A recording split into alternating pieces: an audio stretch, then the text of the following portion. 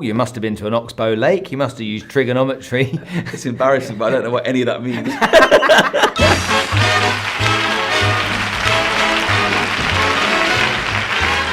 Hi everyone, and welcome to a new show. La la la la la. Right, we've got a new show that's starting. This is the first episode, and this first episode of this brand new show with our special guest that's going to be with us every single week to teach you everything you need to know about real estate sales, real estate knowledge, real estate technical stuff, everything related to real estate, and then tell you his story, share his story, and all this kind of stuff. We're going to be doing it every single week. So give a big round of applause out, audience, please, please, please, for Mr. Lewis Allsopp. Thanks, mate. Thank you very much. How are you? Well, you bigged me up big time there, mate. Everything to know with real estate is me. Are you everything to know about real estate? No, definitely not. I know a little bit there, don't I? You know a little bit? Yeah, a little bit. So tell us about your background, because some of the people might have seen the first interview that I did with you, yeah, and some might not. Okay, yeah. Now they probably were asleep or drunk or something if they didn't see it. Yeah. So you obviously own a business called Allsopp and Allsopp, Yes. which is the biggest real estate brokerage here in Dubai. Proven, yeah. Super successful, doing very well for yourself at a young age. So kind of like to see a lot of my kind of memories. Okay, I was seeing through you as well from when I was younger, and you've built this business, but. Do people know much about who you were and what kind of upbringing you had? Do people really know much about the boy that you were? Was there something special about you? My teachers always said I was special. No, I mean, look, there's no special story to it. I wasn't brought up in squalor, should we say. I think I was thinking about this before, and I thought, what is it that's made me successful? One of the big things for me is being around success, and I say it in business as well as family. My dad was a successful business person, never handed me anything, ever. So I've never taken money off him, never taken investment from set up and also we never take anything off to set the business Oh, up. so not like the guy from EasyJet then, Stelios, that got 5 million from his dad? I'll take it if he offered the 5 million, let me tell you that.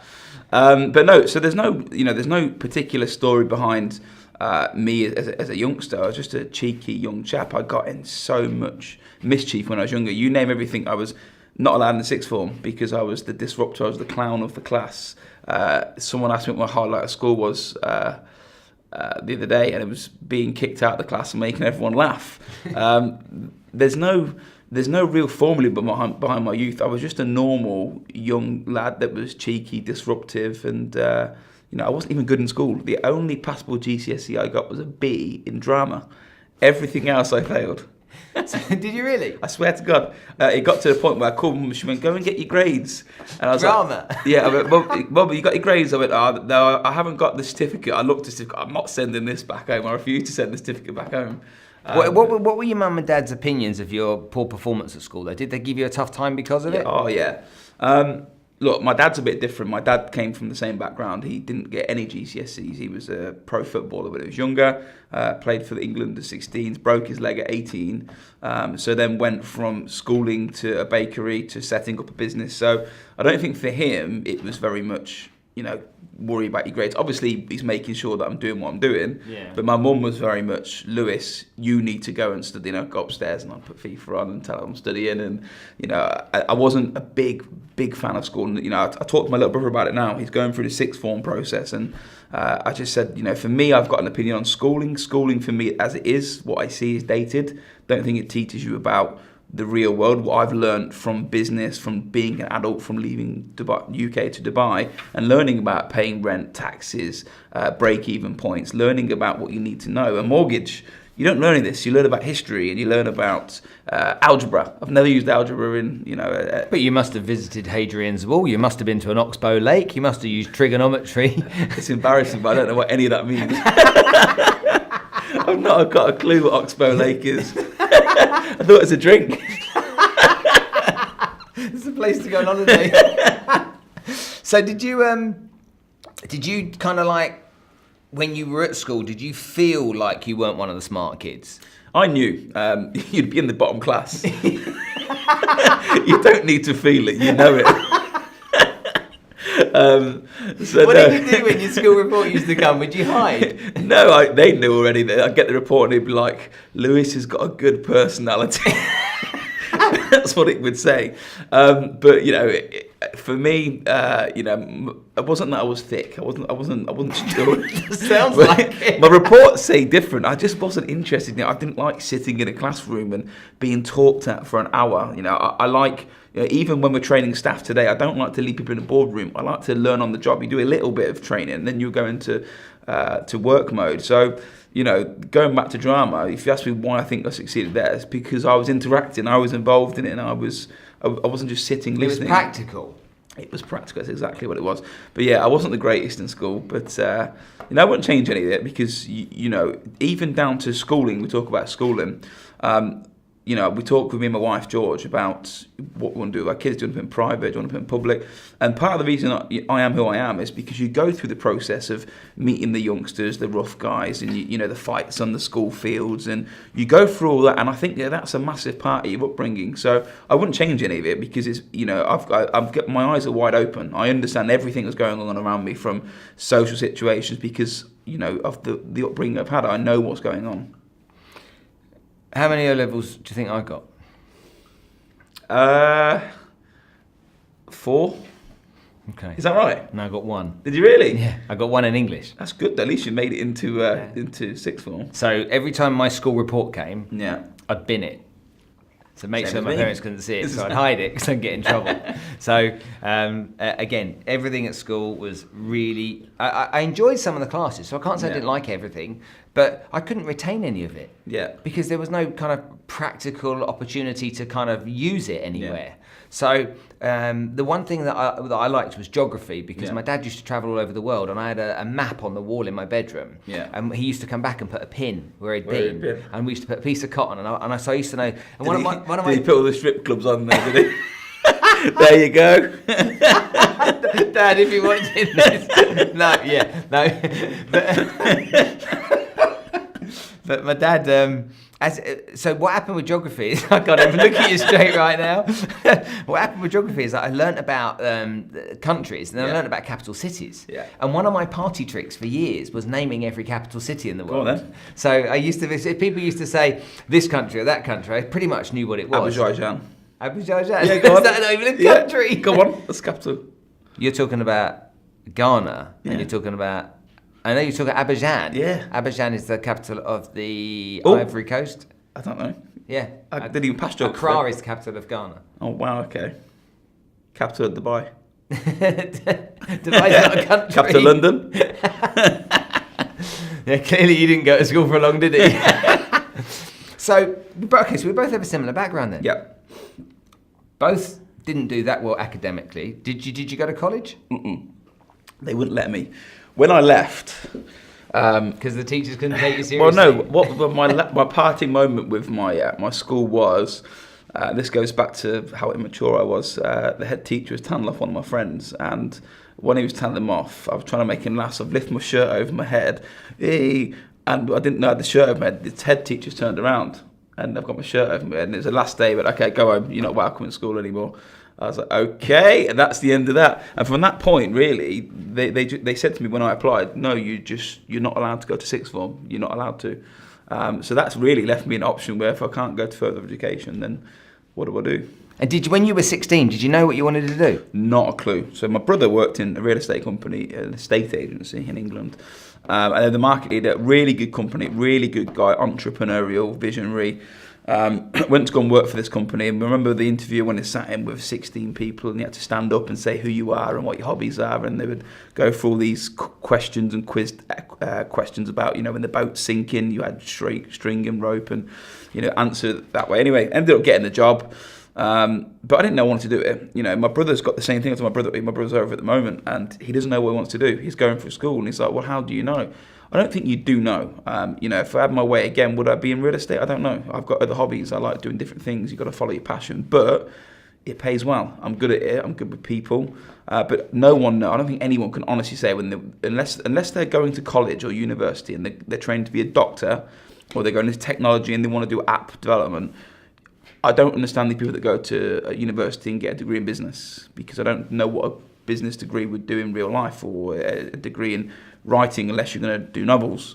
So people go down that process, but for me, I don't know what I wanted to do. I had no idea, so I sort of fell into it. If you weren't an estate agent, What would you do? If you could do anything, knowing what you know now, what would you do? For money. For a living, yeah. If you asked me today, if I could go back in time and what would I retrain, I'd be an app developer, a 100% technology. It's boring, but I'm good on computers. I understand it, and I think that if you look at your Ubers, your Deliveroo, all these companies across the world, Deliveroo now is the biggest food delivery company in the world with Uber Eats. Uber, they don't even own cars, but they're the biggest taxi company. Netflix, they killed off Blockbusters. This is all technology, and I think for me, that's where the world is going, and I think it will continue to go that way with amazing stuff we see GPS. I owed my brother, going back to my brother again, I owed him a taxi the other day, and I'm sitting with you, and I owed him a taxi to send him to the Dubai Mall, and I knew where it was, and I knew technology just going so far, and I think if I had my way, I'd go and learn about that, and I could still do it now. I think that there's still, scope to do it, but that's where the money's at. I'd have been an actor. You'd be good at that. Yeah, I can't. None of that interests me. What, tech? If I go back to the beginning of my career, all I wanted to be was a ski instructor. So I was a ski instructor. That's the first thing I did. And if I look now, if I could go back and start again, I'd have either stayed a ski instructor, bizarrely, or I'd have been an actor. I'm good at skiing. I'm a snowplow. That's all I can do. So let's talk real estate. Yes. How do you think the market here is perceived by people? Well, excuse me. So there's two different aspects. In Dubai, you've got your tenants. Your tenants think the market is crashing, and when you say there's a rebound on the price, your tenants are the first people to go, no, there's no rebound, prices are coming down further. You watch the Facebook posts on Arabian Business and then you get your owners.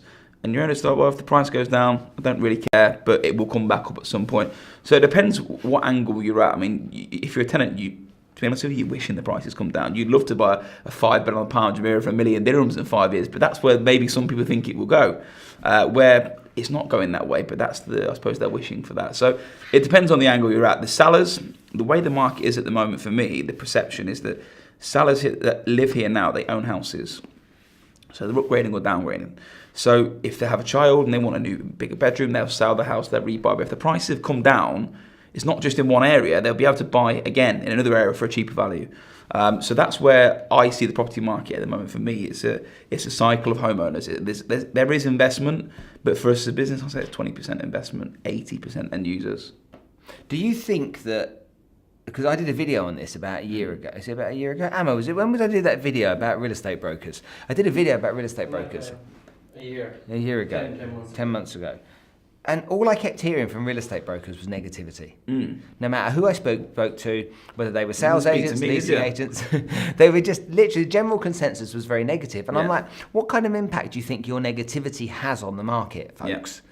And I think it's a lot like stockbrokers. You know, if they're all saying that the markets are down and there's problems with the markets and there's it's going to crash, then there's a good chance that sentiment is going to drive it in that direction. Yes. Do you think that the agents make a rod for their own back by continually talking negatively about the market going down, the market being down, lots of projects, oversupply, not a demand, blah, blah, blah, which is what we hear a lot?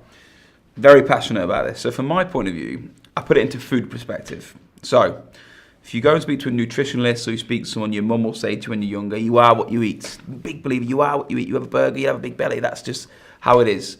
But you are what you read and you are what you listen to. So if people are talking the market down and the agents are the market's bad, the mentality is the market's bad. You could work in an office and if someone says this company is rubbish, it spreads. And all of a sudden, the mentality for the whole office changes. So for me, look, the market isn't bad. It's not a bad market. You can work in a buyer's market or a seller's market. There's no bad or good market. It's just one way or the other at the moment. And, from my point of view, yes, people are talking about that. It's because they're having a bad time individually. As an agent, they may not have made money. Maybe their business isn't doing well. Maybe their business isn't innovating. Maybe the business has stopped investing. Maybe them as an individual, they've stopped investing time into the job because they're not making the money they think they should be making. So from my point of view, if an agent goes to market, which I'm a big believer in, and goes to the press and says, do you know what, Spencer? The market's good. I can tell you now, we sold a 47 million dirham penthouse 2 weeks ago. I'm not allowed to talk about it in terms of the address and where it is.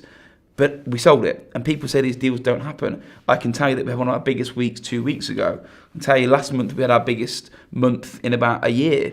So all these factors, but the big thing is that people eat up negativity over positivity. That what they do, it's an English mentality though. You watch it. It's the English people that, I'm on a Brits forum at the moment, and you go on this forum, and someone could have won a bar of gold.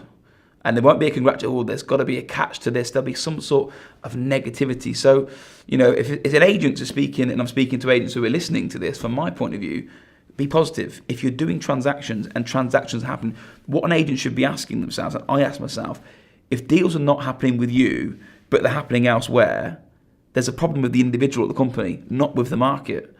So that I see people, and I talked about it before, I was talking about the cars, and I said to you about when I was driving and when I got back to the office, one of the guys called Tom was like, Lewis, you didn't mention about my R8. My R8 should have been talked about. Another guy, what about my Porsche? These guys have done this in a bad real estate market, who bought these cars and bought these houses. But then you'll speak to someone else, and what will they say to you? The market is crashing. There is no buyers. So it's the perspective of the person you're speaking to. From my point of view, we're 40% up as a business from last year. We're 38% up from the year before. The business is growing, so my confidence in the market is, are we registering buyers? Yes. Are we registering tenants? Yes. Are we registering buyers and landlords, sellers and landlords? Yes. The market's good. Now, if I stop doing business, Spence, that's because there's something wrong with my company or my agents. That's nothing to do with the market. So, okay, look, your situation from the success you've had is probably somewhat different to a lot of the companies out there. Yeah. Let's say I ran a business and I've got, 30, 40, 50 agents working for me. Yeah. I've had some relative success in the past. And people within the operation, my sales force, on the whole now, are starting to be pretty doom and gloomy about the marketplace. Yes. How do I turn that around? How do I get that 30 or 40 people, which probably isn't everybody, but everyone's starting to feel it based around probably a consensus of 5 or 10 at the beginning. Yeah. How do I turn that around? How do I affect that? So for us, the big thing is you can't manage money. So you've worked in sales before yourself, obviously, now training sales. So I never look personally when we're talking about sales at people's figures. The figures will come. So if you said to me today, how do I turn around the negativity? Before you even talk about trying to promote people in terms of they're good, they're doing bad, whatever it may be, let's take a step back and you look at what they're doing. You manage their targets. Are they actively speaking to people? Are they doing viewings? Are they taking on listings? Are they registering buyers? So we keep all these stats. I can tell you mathematically, like the matrix, I can read it in front of me. And I can see that if someone's registering no buyers, I know they need new listings. They need price reduction on the stock they've got. They need visibility on the listing. So before we talk about how we turn that round, I'll be looking at what they're doing on a daily basis. And as the manager or the owner of the business starts from the top, they should have targets in place. And I can tell you majority of companies, which I find crazy, don't have targets. They come into the office. When we first come to Dubai, I remember walking in, they give you your laptop and go, good luck, go and make some money. Now for us, because we've done it, and I've done it from 16 to 32 next week, I know what you need to do. I know the process. So if someone had done all of that and the money wasn't there, then it's my fault. It's something I'm missing if my formula is not working as a business, because we've got 10 years of doing it. Once that's done, and if they'll make money, if they work the way I ask them to do, if they make money, they'll be happy. It's as simple as that. Money does make you happy to a degree. Anyone that moans about it, it's because they don't have it, unfortunately. That's just, if you're in sales for one reason. You want to make money. Otherwise, go and get a career working in something that's a nice, steady job. So the people in sales, I think my answer to it is the owners of the business have to take ownership of the structure of their business, their marketing, and that aspect in it. And then the individuals have to take ownership of their activity. And once that's done, if all else fails and there's still negativity, then people are the wrong people for the business. They'll be cut out of my business in 2 minutes, because that spreads. Mm-hmm. So let's say I've got 40 salespeople, and let's say that negativity is through 20 of those salespeople, and we've looked at the activity, okay, and so we've implemented the things that you've said. Does that mean I've got to get rid of half my sales force? Well, they'll be making money if I'd implement it, and they're working for me.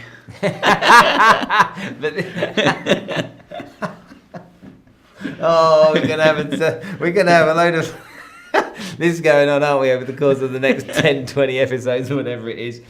there are guys that own businesses out there. Yes. That their egos are way bigger. Yeah. Okay, than they need to be. Agreed. They believe that they are worth or worthy, or their value is maybe more than it needs to be, and they're not humble enough to implement change. You know, I speak to companies about sales training, and they're like, we have got the expertise within our office, okay, in sales training. We know how to train our staff. And I'm like, well, why are you not hitting your numbers then?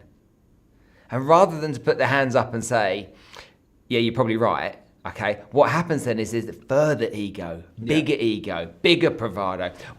I'm a great salesperson, and I've built this company. What can you possibly teach me? Yeah. And I find that really concerning, not for me, because guess what? I made my money a long time ago. I haven't got to worry. Yeah. Okay, I find it really concerning for them. Yeah. Because whether we're in real estate, and we're focused on that right now, but whether you're in real estate or not, if you're in business and your business, at the end of the day, why are you in business? You know, people go, I've got a vision, I've got this, I've got that. But no, you got in business because you wanted to do two things: make a difference and make some money. Correct. Okay, that's the simple facts. Agree. So if that's the case, and we look at real estate or any other business, these egos that get in the way cause massive problems for people's own businesses. Agreed. How do you then deal with the mindset of the people that run these businesses? I mean, you obviously know a lot of these guys. I think the issue it's not just the people, it's the businesses. So in Dubai, there's businesses that have come with international brands, big brands, and they've come over. We are number one. We are going to be the best. We are going to take over Dubai as soon as our brand launches.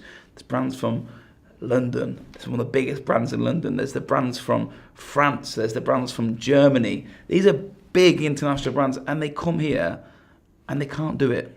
They can't do it, and they can't succeed in Dubai at the level they think they're going to succeed. These egos come from the top. You know, if I was one of these companies, I would be speaking to you and saying, I am missing something here. Or I'd be coming to me and saying, what are you guys doing that I'm missing a trick on here? But it's not just the individuals. The companies who are here in Dubai at the moment that come with the big logos, unfortunately, are not producing. And that's the same with the individuals. The individuals, like you said, that they think they're worth they're worth whatever they think they're worth. They think they're worth the millions and the Rolls Royces and the Lamborghinis. But these people could be making less than the new starters that have got the heart and the desire. And to be honest with you, we're talking about the positivity. And I'd rather have someone that's got a positive mental attitude that works hard than someone that's come with old age and negativity. So your first question to me, if you had 20 staff that was negative, I'd work with them. If they didn't want to work with me and they wouldn't change their mentality, they'd have to go. That's just how the business is, because the business isn't what it is today. It's where the vision is going to be in a year, 2 years, 3 years. And if these people are stopping the business from moving forward, you've got an issue, haven't you? So you have to deal with it. Yeah, I agree. Okay, so there we go. First episode done. What are we looking at? Half an hour? How long was that, Emma? 22. 22 minutes. First episode. Ha, there you go. Get a bit of an insight, get a bit of an understanding, learn a little bit more about Lewis and what he does and how he adds value. Okay, tune in for the next episode. And in the meantime, if you want us to deal with any questions that you might have, then why don't you let us know types of questions you might face. If you're a business owner in real estate, if you're a buyer, you're a seller, you're an agent, you're a mortgage broker, you are in the insurance business related to real estate, maybe you're in interior design, you build swimming pools, you do landscaping, all that kind of stuff. If there's questions that you might have, then let Lewis and I know, and we'll do our best to make sure we incorporate those questions into our show as it goes on. But for now, hopefully you've enjoyed it, and if you have, then and make sure that you share this with everybody, like it, and make sure that other people can benefit from watching this too. And if you think like one negative person on LinkedIn wrote the other day, okay, that this was just a case of your poor man's Tony Robbins. I'll tell you what he said. Tony Robbins, and I'm an estate agent, and you're an estate agent, and there's too much ego going on. If you're like that person or you are that person, then I'm really sorry, mate, but we ain't stopping for you. And the haters, you can keep hating. Thanks, I don't Tony. care. We see you soon, folks. Whatever you do, make sure you make it happen.